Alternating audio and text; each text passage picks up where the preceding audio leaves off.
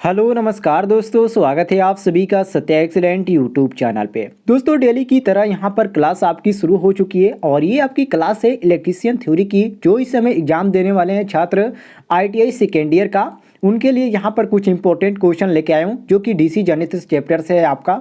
और फाइनली मैंने एक वीडियो इसका बना दिया है और क्लास जो आपकी कल चली थी उसका लिंक मैं आपको इस वीडियो के डिस्क्रिप्शन में दे दूंगा। आप वहां से भी जाकर उसको देख सकते हैं और वहां पे सारे क्वेश्चनों को आप पढ़ सकते हैं और आसानी से दिमाग में बैठा सकते हैं और अच्छा अंक प्राप्त कर सकते हैं। तो चलिए यहाँ पर हम शुरू करते हैं आज का दूसरी क्लास। क्वेश्चन नंबर 21 से। क्वेश्चन नंबर 21 है, स्वतः उत्तेजित जनरेटर का क्षेत्र किसके द्वारा उत्तेजित होता है? प्रत्यावर्ती धारा के या दिष्ट धारा के या अपनी धारा के द्वारा या प्रत्यावर्ती धारा या दिष्ट धारा? इसमें से आपको कौन सा ऑप्शन सही लगता है? क्वेश्चन नंबर 21 का चलिए सभी लोग आंसर दीजिए। और जो लोग यहाँ पर अभी अभी जुड़े उनसे रिक्वेस्ट है कि एक बार जरूर वीडियो को शेयर कर दीजिएगा ताकि और भी स्टूडेंट के पास ये जानकारी पहुँच पाए। चलिए सभी लोग इसका आंसर दीजिए क्वेश्चन नंबर 21 का। देखिए दोस्तों, स्वतः उत्तेजित जनित्र का जो क्षेत्र होता है वो अपनी धारा के द्वारा ही उत्तेजित होता है। और ये जो आपका जनित्र होता है ये दो प्रकार का होता है, एक आपका अनंत और दूसरा आपका पृथक उत्तेजित जनित्र जिसको हम सेपरेटली एक्साइटेड जनरेटर बोलते हैं, ठीक है। और एक और होता है आपका जिसको हम सेल्फ एक्साइटेड जनरेटर। तो ये आपका दो प्रकार का होता है, अनंत या पृथक जिसको बोलते हैं, और दूसरा आपका होता है स्व उत्तेजित जनित्र मतलब कि सेल्फ एक्साइटेड जनरेटर जिसको बोला जाता है। तो यहाँ पर क्वेश्चन के अनुसार हमारा सही हो जाता है ऑप्शन नंबर सी, बिल्कुल करेक्ट आंसर, अपनी धारा के द्वारा, ठीक है। ये आपका ऑप्शन नंबर सी बिल्कुल करेक्ट आंसर हो जाएगा। चलिए आगे बढ़ते हैं हम क्वेश्चन नंबर 22 पे। कह रहा है क्वेश्चन, निम्नलिखित में से कौन सा डीसी जनरेटर आर्क वेल्डिंग में कार्यरत है? संट या संचाई कंपाउंड या श्रृंखला या विभेदक कंपाउंड? कौन सा ऑप्शन इसमें आपको सही लग रहा है? क्वेश्चन नंबर 22 का सभी लोग आंसर दीजिए, वेरी वेरी इंपॉर्टेंट क्वेश्चन है। क्वेश्चन नंबर 22 का दीजिए आंसर। और आप लोग वीडियो पर लाइक नहीं करते तो आपसे रिक्वेस्ट है कि आप वीडियो पर लाइक भी कर दिया कीजिए। तो देखिए दोस्तों, विभेदक कंपाउंड जो होता है आपका, जिसको हम डिफरेंशियल कंपाउंड डीसी जनरेटर बोलते हैं, ठीक है, ये आपका आर्क वेल्डिंग में प्रयोग किया जाता है। और इसमें जो हमारा दिया गया ऑप्शन नंबर डी विभेदक कंपाउंड, ये आपका ऑप्शन नंबर डी बिल्कुल करेक्ट आंसर हो जाता है। डी ऑप्शन यहाँ पर हम करेक्ट मारेंगे। आइए आगे बढ़ते हम क्वेश्चन नंबर 23 पे। कह रहा है क्वेश्चन कि वेल्डिंग जनरेटर खाली स्थान का उत्पादन कर सकता है दोनों एसी और डीसी में, या केवल डीसी में, या केवल एसी में, या इनमें से कोई नहीं? कौन सा ऑप्शन इसमें आपको सही लग रहा है? क्वेश्चन नंबर 23 का सभी लोग आंसर दीजिए, वेरी वेरी इंपॉर्टेंट क्वेश्चन है दोस्तों, क्वेश्चन नंबर 23। चलिए एक बार सभी लोग इसका आंसर दीजिए क्वेश्चन नंबर 23 का। तो देखिए दोस्तों, वेल्डिंग जो आपका होता है ये आपका वेल्डिंग जनरेटर दोनों आपका होता है, मतलब कि एसी और डीसी दोनों का ये उत्पादक कर सकता है। और ये जो पदार्थ होते हैं इनके साथ ये रखकर उनको अलग बिंदु तक गर्म करके जोड़ने की प्रक्रिया को हम क्या करते हैं? वेल्डिंग कहते हैं। अब यहाँ पर हमारा कौन सा दिया गया है? तो ऑप्शन नंबर यहाँ पर देख सकते हैं हमारा ए मैच करा है। और दोनों एसी और डीसी मतलब कि वेल्डिंग जनरेटर दोनों एसी और डीसी का उत्पादक कर सकता है, इसलिए यहाँ पर मारेंगे ऑप्शन नंबर ए बिल्कुल करेक्ट आंसर। ए ऑप्शन यहाँ पर हमारा बिल्कुल करेक्ट हो जाता है। आइए आगे बढ़ते हम क्वेश्चन नंबर 24 पे। कह रहा है क्वेश्चन, कम्यूटेटर ब्रश में कौन से पदार्थ का उपयोग किया जाता है? अभ्रक का या कार्बन का या तांबा का या ढलवा लोहा का? कम्यूटेटर ब्रश की बात कर रहा है। कम्यूटेटर ब्रश में कौन से पदार्थ का प्रयोग किया जाता है? एक बार सभी लोग आंसर दीजिएगा, वेरी वेरी इंपॉर्टेंट क्वेश्चन है।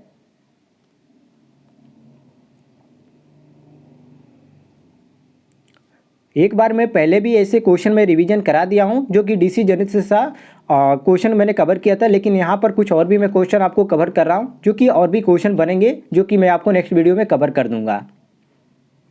तो देखिए दोस्तों, कम्यूटेटर ब्रश में क्या होता है? कार्बन पदार्थ का ये प्रयोग किया जाता है। और जो छोटी मशीनें होती है उसमें आपका कार्बन ब्रश का भी प्रयोग किया जाता है उसमें भी। और जो बड़ी मशीनें होती हैं उसमें केवल ब्रश जो होता है वो कार्बन का प्रयोग किया जाता है। तो यहाँ पर क्वेश्चन के अनुसार हमारा सही हो जाता है ऑप्शन नंबर जो यहाँ पर यहाँ पर जो बी दिया गया कार्बन, ये हमारा बी ऑप्शन बिल्कुल करेक्ट आंसर हो जाता है। हमारा बी ऑप्शन सही हो जाएगा क्वेश्चन नंबर 24 का। चलिए क्वेश्चन नंबर 25 पे आते हैं। कह रहा है क्वेश्चन कि यदि डीसी मशीन में कुल 25 स्लॉट है और कुल 5 पोल है तो मशीन की कुंडलन अवधि क्या होगी, 5 होगी या 30 होगी या 20 होगी या 125 होगी। कौन सा ऑप्शन आपको सही लग रहा है? क्वेश्चन नंबर 25 का सभी लोग आंसर दीजिए। वेरी वेरी इंपॉर्टेंट क्वेश्चन है दोस्तों।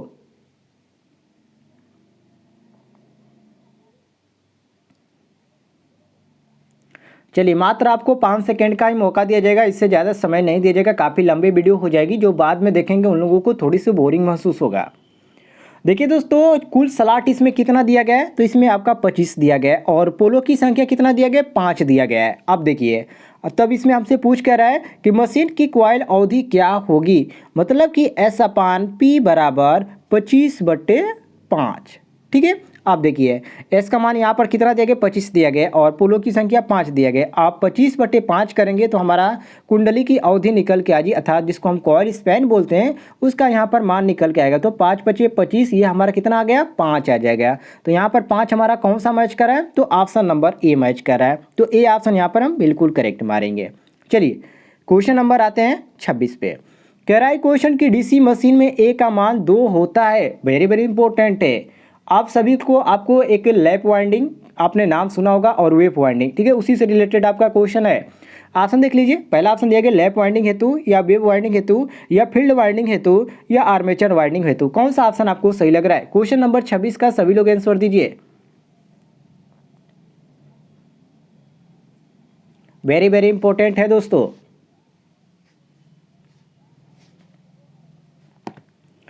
तो देखिए दोस्तों, डीसी मशीन में ए का मान वेव वाइंडिंग में 2 होता है। ठीक है, अभी रीजन क्या, ऐसा क्यों होता है? क्योंकि दोस्तों वेव वाइंडिंग में जो चालक होते हैं, सभी चालक को 2 भागों में विभाजित करके उन्हें श्रेणी क्रम में जोड़ा जाता है, इसलिए इसका मान 2 होता है। और यहाँ पर हमारा कौन सा दिया गया है, तो ऑप्शन नंबर बी दिया गया, वेव वाइंडिंग। ये वेव वाइंडिंग में ए का मान 2 होता है, तो बी ऑप्शन करेक्ट मारेंगे। चलिए, नेक्स्ट क्वेश्चन पे आते हैं हम। क्वेश्चन नंबर 27 पे कह रहा है क्वेश्चन, सेपरेटली एक्साइटेड एवं सेल्फ एक्साइटेड से किस प्रकार की मशीन के प्रकार होते हैं? डीसी मशीन या तुल्यकालिक मशीन या प्रेरण मशीन या इनमें से कोई नहीं। चलिए सभी लोग इसका आंसर दीजिए। क्वेश्चन नंबर 27 का।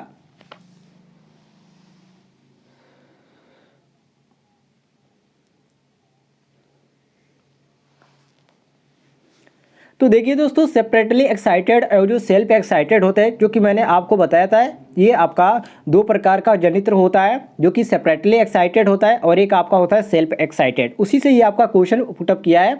मतलब कि ये आपका जो आपका होता है सेपरेटली एक्साइटेड और सेल्फ एक्साइटेड, ये डीसी मशीन के प्रकार होते हैं, इसलिए यहाँ पर सही हो जाएगा हमारा ऑप्शन नंबर ए बिल्कुल करेक्ट आंसर। क्लियर हो गया दोस्तों? आइए क्वेश्चन नंबर 28 पे आते हैं।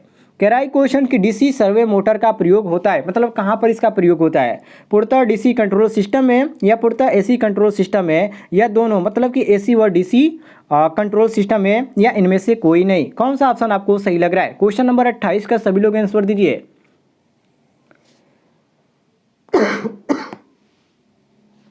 सभी लोग बताइए क्वेश्चन नंबर 28 का आंसर। तो देखिए दोस्तों, डीसी सर्वे मोटर का जो प्रयोग होता है, ये डीसी कंट्रोल सिस्टम में होता है। मतलब कि एसी सर्वे मोटर का जो प्रयोग होता है, मतलब कि डीसी का यदि आप जानते हैं तो एसी का भी जान लीजिए। डीसी सर्वे मोटर का प्रयोग कहाँ पर होता है? डीसी कंट्रोल सिस्टम में होता है। और एसी सर्वे मोटर का प्रयोग कहाँ पर होता है? एसी कंट्रोल सिस्टम होता है। बहुत ही ईजी है, आप समझ सकते हैं। तो यहाँ पर सही हो जाएगा हमारा ऑप्शन नंबर ए बिल्कुल करेक्ट आंसर। ए ऑप्शन यहाँ पर सही हो जाएगा। आगे बढ़ते हैं हम क्वेश्चन नंबर 29 पे।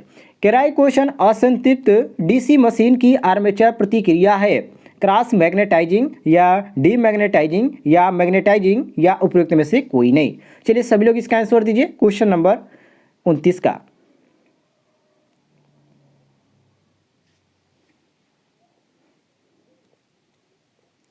तो देखिए दोस्तों, असंतृप्त डीसी मशीन की आर्मेचर प्रतिक्रिया जो होती है, ये क्रॉस मैग्नेटाइजिंग होती है। और इसमें हमारा जो दिया गया क्रॉस मैग्नेटाइजिंग, वो ऑप्शन नंबर ए दिया गया है। तो ए ऑप्शन यहाँ पर हम बिल्कुल करेक्ट मारेंगे। सभी लोग आंसर देते रहिए। कुछ लोग इसका आंसर नहीं दे रहे हैं, सभी लोग आंसर देते रहिए, बहुत ही इंपॉर्टेंट है। इतने लोग देख रहे हैं और सभी लोग क्वेश्चन का आंसर नहीं दे रहे हैं। रिक्वेस्ट है आप सभी लोग आंसर दीजिए।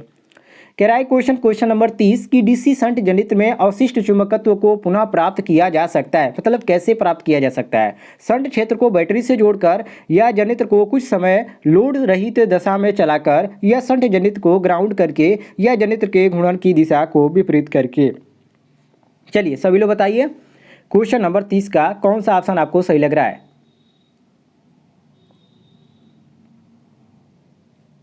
वेरी वेरी इंपॉर्टेंट है। कुछ लोग इसका यहाँ पर बी आंसर दे रहे हैं, बी तो यहाँ पर सही होगा ही नहीं। देखिए दोस्तों, दिष्ट धारा जनित्र जो आपका होता है ये आपका शंट जनित्र में अवशिष्ट चुंबकत्व को प्राप्त किया जाता है, मतलब कि इसको पुनः प्राप्त किया जाता है। किसमें? अवशिष्ट चुंबकत्व को पुनः प्राप्त करना होता है, तो ये आपका शंट क्षेत्र में बैटरी को जोड़कर प्राप्त किया जाता है। और इसमें हमारा जो दिया गया शंट क्षेत्र को बैटरी से जोड़कर ऑप्शन नंबर ए दिया गया है, तो ए ऑप्शन यहाँ पर हम बिल्कुल करेक्ट आंसर मारेंगे। आगे बढ़ते हम क्वेश्चन नंबर 31 पे। कह रहा है क्वेश्चन की लैप कुंडलन में ब्रशों की संख्या सदैव मतलब हमेशा पोल की संख्या से होती है, दुगुनी या समान या आदि या इनमें से कोई नहीं। चलिए सभी लोग इसका आंसर दीजिए क्वेश्चन नंबर 31 का।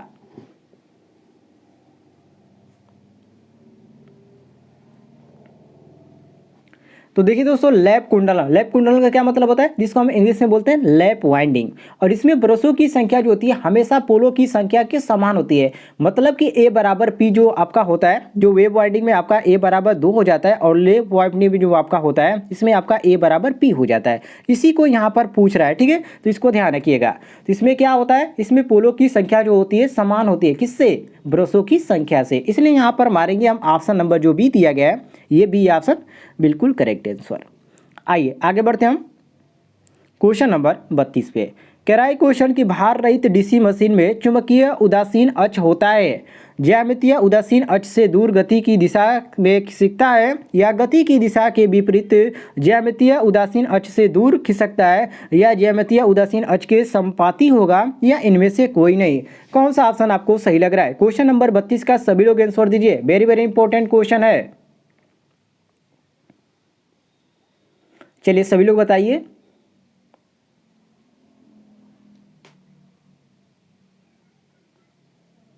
देखिए दोस्तों, भार रहित दृष्टि धारा मशीन मतलब कि डीसी मशीन में चुंबकीय उदासीन अक्ष जिसको हम एमएनए बोलते हैं वो ज्यामितीय उदासीन अक्ष के संपाती होता है। और यहाँ पर हमारा जो सी दिया गया ये बिल्कुल सही दिया गया है, सी ऑप्शन यहाँ पर हम बिल्कुल करेक्ट आंसर मारेंगे, सी ऑप्शन करेक्ट हो जाएगा।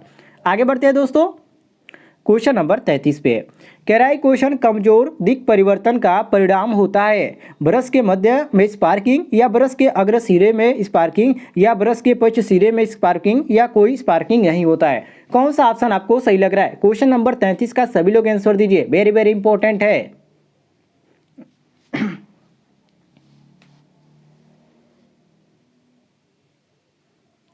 तो देखिए दोस्तों, कमजोर दिक परिवर्तन की वजह से ब्रश के जो पश्च सिरे होते हैं जिसको हम ट्रेलिंग एज बोलते हैं उसका इस पर स्पार्किंग होता है। और यहाँ पर जो हमारा सी दिया गया है ब्रश के पश्च सिरे पर स्पार्किंग, ये आपका सी ऑप्शन बिल्कुल करेक्ट आंसर दिया गया है, तो सी ऑप्शन यहाँ पर हम करेक्ट मारेंगे।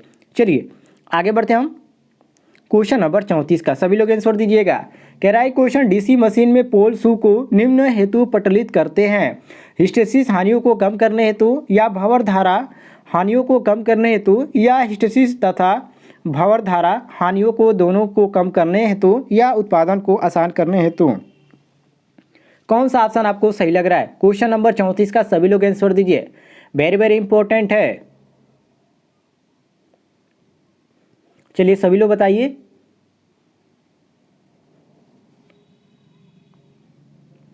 तो देखिए दोस्तों, दृष्टि धारा मशीन में ध्रुव नाल जिसको हम पोल शू बोलते हैं उसको भंवर धारा जो हानियां होती है उसमें वो कम करने के लिए पटलित किया जाता है। और इसमें हमारा जो बी दिया गया है ये बी ऑप्शन बिल्कुल करेक्ट आंसर हो जाता है। मैंने पहले वीडियो में भी आपको बताया था, यदि आपने वो वीडियो नहीं देखा है तो इस वीडियो के डिस्क्रिप्शन में आपको लिंक मिल जाएगा, या मैंने प्लेलिस्ट भी बना दिया है डीसी जनरेटर का, आप वहाँ से जाकर देख सकते हैं। चलिए आगे बढ़ते हैं क्वेश्चन नंबर 35 पे।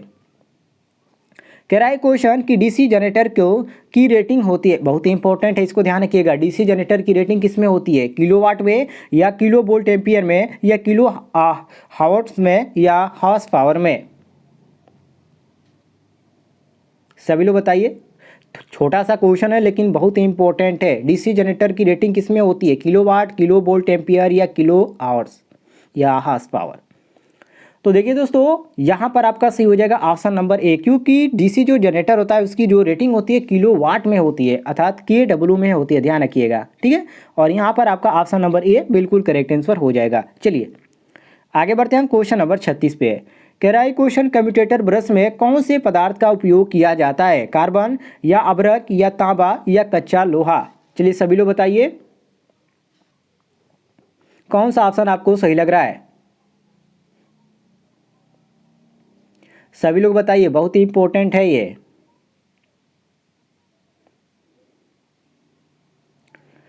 तो देखिए दोस्तों कम्यूटेटर ब्रश में कार्बन पदार्थ का ही प्रयोग किया जाता है, और जो इसमें कार्बन दिया गया है वो हमारा ऑप्शन नंबर ए दिया गया है। कुछ लोग इसका बिल्कुल करेक्ट आंसर दिए हैं, ऑप्शन नंबर ए यहाँ पर सही हो जाएगा। आगे बढ़ते हैं हम क्वेश्चन नंबर 37 पे।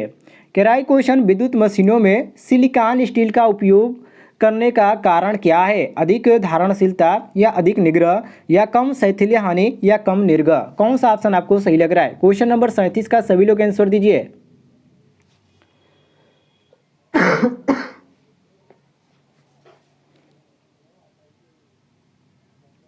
तो देखिए दोस्तों विद्युत मशीनों में सिलिकॉन स्टील का उपयोग जो होता है, ये उपयोग करने का कारण इसका मुख्य है वो कम करना, मतलब कि शैथिल्य हानि को कम करना, जिसको हम लो हिस्टेरिसिस लॉस बोलते हैं, उसको कम करने के लिए। तो यहाँ पर हमारा सही हो जाता है ऑप्शन नंबर सी, कम शैथिल्य हानि अर्थात लो हिस्टेरिसिस लॉसेस। तो ये आपका सही ऑप्शन बिल्कुल करेक्ट आंसर हो जाएगा। आगे बढ़ते हैं हम क्वेश्चन नंबर 38 पे, सभी लोग आंसर दीजिएगा। कह रहा है क्वेश्चन डीसी मशीन आर्मेचर में डमी कुंडली के प्रयोग का उद्देश्य होता है एडी धारा का कम करना या प्रेरित वोल्टेज बढ़ाना या आर्मेचर प्रतिरोध कम करना या मोटर में यांत्रिक संतुलन प्रदान करना। कौन सा ऑप्शन आपको सही लग रहा है। क्वेश्चन नंबर 38 का सभी लोग आंसर दीजिए।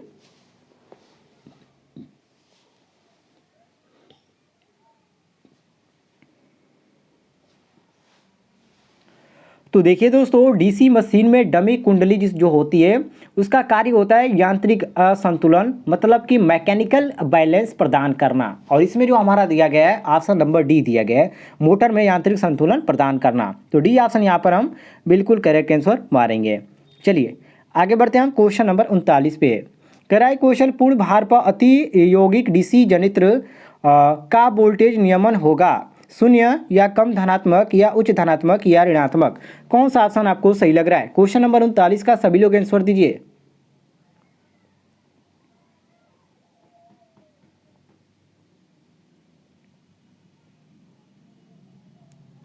तो ध्यान रखिएगा दोस्तों अति यौगिक डीसी जनरेटर जिसको हम ओवर कंपाउंडेड डीसी जनरेटर बोलते हैं, उसको पूर्ण भार पर वोल्टेज नियमन आपका ऋणात्मक होता है। तो यहाँ पर डी ऑप्शन हमारा करेक्ट हो जाएगा, ऋणात्मक, डी ऑप्शन करेक्ट मारेंगे। चलिए आगे बढ़ते हैं हम क्वेश्चन नंबर 40 पे। कह रहा है क्वेश्चन कि समुन्त ध्रुव जिसको हम इंटरपोल बोलते हैं वो मशीन में खाली स्थान होते हैं, मतलब कहाँ पर होते हैं, बड़ी संख्या में ध्रुव या कम संख्या में ध्रुव या छोटे व्यास या लंबे कोर। सभी लोग बताइए क्वेश्चन नंबर 40 का, और ये आज के वीडियो का लास्ट क्वेश्चन है। डेली आपको 20 क्वेश्चन मिलते हैं, जो लोग डेली लाइव आते होंगे उनको पता होगा ये लाइव क्लास चलती है और डेली रात 8 बजे हमारी लाइव क्लास चलती है। जब तक परीक्षा खत्म नहीं होता है आपकी क्लास इस तरह मिलती रहेगी।